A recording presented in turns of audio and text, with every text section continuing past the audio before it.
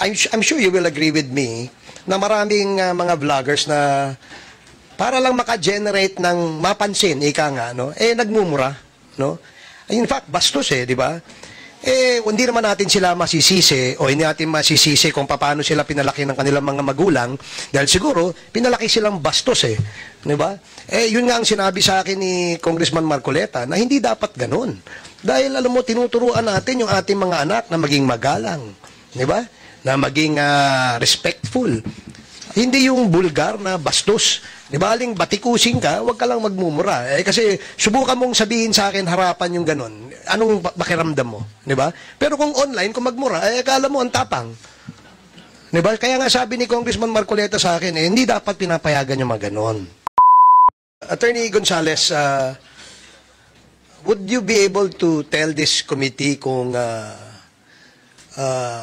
how many of our vloggers or the ones that use the YouTube social media platform are able to monetize? Would you be able to tell us that? And if you can, what is the ballpark figure of the amount of the revenues that these vloggers make? Mr. Chairman, I think tens of thousands of Filipino creators are in the YouTube partnership program. And all of them are monetizing? Once you are in the YouTube partnership program, then that means that you are monetizing your content. And would you be able to tell us, give us a ballpark figure as to how much revenues do these vloggers make? I think the Google, as a public company, is able to disclose its revenues, but I would not have the ability to give you the specific details for the Philippines. I understand, yeah. But the reason why I asked that, Mr. Chair, is because we'd like to find out what motivates the vloggers, the so-called vloggers. I'm not generalizing, but what I'm saying is that there are very few of them who actually are motivated by the monetization by these social media platforms. And the only objective is to generate engagements, a higher number of engagements, in order to convert this to cash. Tama, di ba? I think that's the motivation of some of these vloggers who peddle fake news.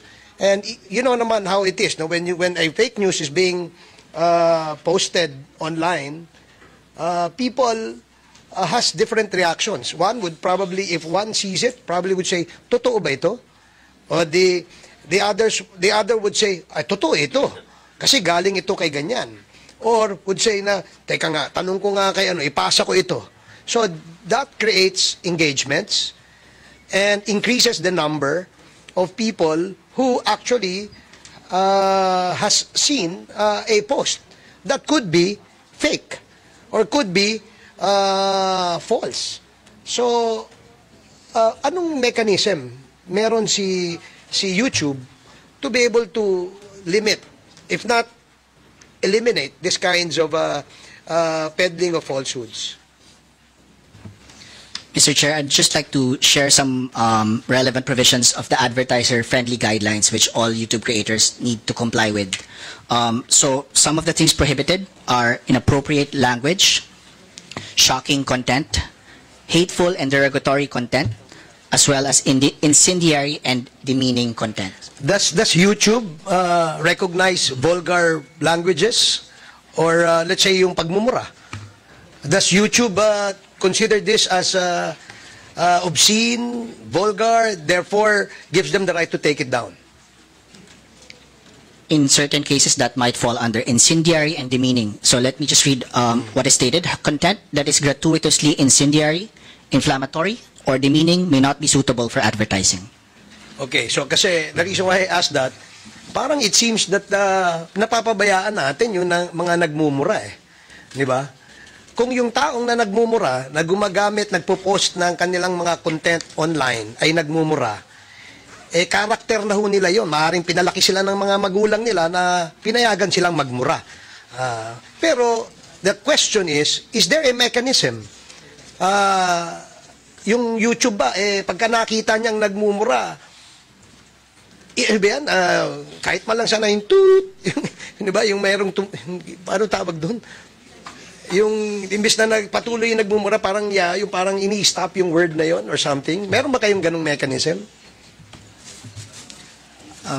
So as mentioned, if the content of the creator is already violative of our advertiser-friendly guidelines, YouTube might enforce some monetization policies. Yeah, but do they recognize yung vulgar languages na Tagalog, which gives them a ground to take it down? Do they recognize that? YouTube does have language experts in Filipino and other local dialects. So these are not AI generated.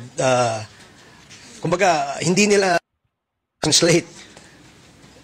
Walang mechanism na we use a ganun. combination of both machine learning and AI-assisted technologies, but at the same time, we also do have human reviewers who are fluent in the local dialects. So human reviewers. So it's still dependent pa rin siya sa mga human reviewers. Combination, Your Honor. Okay, kasi alam mo, I'm sure you will agree with me na maraming mga vloggers na para lang maka-generate ng mapansin, ika nga, no? Nagmumura, no?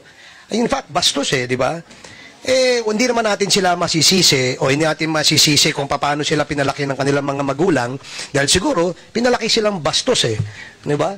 Yun nga ang sinabi sa akin ni Congressman Marcoleta na hindi dapat ganun. Dahil alam mo, tinuturuan natin yung ating mga anak na maging magalang, di ba? Na maging respectful. Hindi yung bulgar na bastos. Di ba, aling batikusin ka, huwag ka lang magmumura. Kasi subukan mong sabihin sa akin harapan yung ganun. Anong pakiramdam mo? Di ba? Pero kung online, kung magmura, akala mo ang tapang. Di ba? Kaya nga sabi ni Congressman Marcoleta sa akin, hindi dapat pinapayagan yung mga ganun. Because we have laws. Lalo na kung defamatory. Tapos may kasama pang mura. Bakit hindi kayo magmura harapan, di ba? Pupunta kayo rito, hanapin nyo kami, magmura kayo, something like that. Tingnan natin ano mangyayari. Away itong mangyayari. Kung magharap-harapan kahit nagmumurahan kayo, di ba? Alam mo naman, hindi naman normal yung ganun. Ngayon, because of the advent of social media, people like, perhaps, maybe expressing their dissent, or maybe dislike to a person, to an institution, to an organization, by using vulgar language. Di ba? Siguro, pagka ganun yung tao na mura ng mura, hindi mo naman natin masabing walang pinag-aralan yun. Wala lang pinagkatandaan malamang, no? At hindi dinidisiplina ng magulang niya. Kawawa ang magulang nun. Nakakahiya. Di ba? Nakakahiya na yung anak mo bastos, ganyan. Kung magsalita pa ng mga kabastusan, parang walang anak na mga babae. And that is the reason why I asked that if ever there are mechanisms in that social platform that can control that. If not, that's fine. That's okay. Yeah. Mr. Chair, so let me reiterate, all content monetizing with ads must follow our advertiser-friendly content guidelines. And one of the advertiser-friendly guidelines is inappropriate language.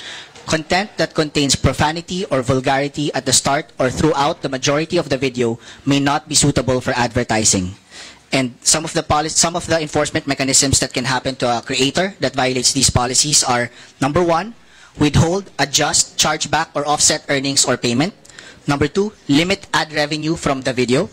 Number 3, suspend participation in the YouTube Partnership Program. And finally, suspend or even terminate the YouTube channel. Okay. Last question, Mr. Chair. I hope you don't mind. My colleagues would not mind. I just wanted to ask, why do you monetize? Why? What is the logic behind monetization? Because if you monetize, this probably is the main motivator or the main motivation of these people who are engaged in these kinds of ads in the YouTube. Bakit kayo nagmo-monetize? Mr. Chair, monetization through advertising is what pays for the service. So the ability for YouTube to be able to provide a free service to billions of people all around the world is supported by advertising. So basically, it's advertising. That's correct, Mr. So Chair. commercial. Tama? So talagang generation of revenues. Di ba? So that's all, Mr. Chair. Thank you. Umani naman ito ng iba't ibang reaksyon mula sa ating mga netizens. Ayon kay Gus Gozar, Congressman Barbers, mukhang may tinamaang pamilya sa Davao, saktong-sakto ang sinabi ninyo.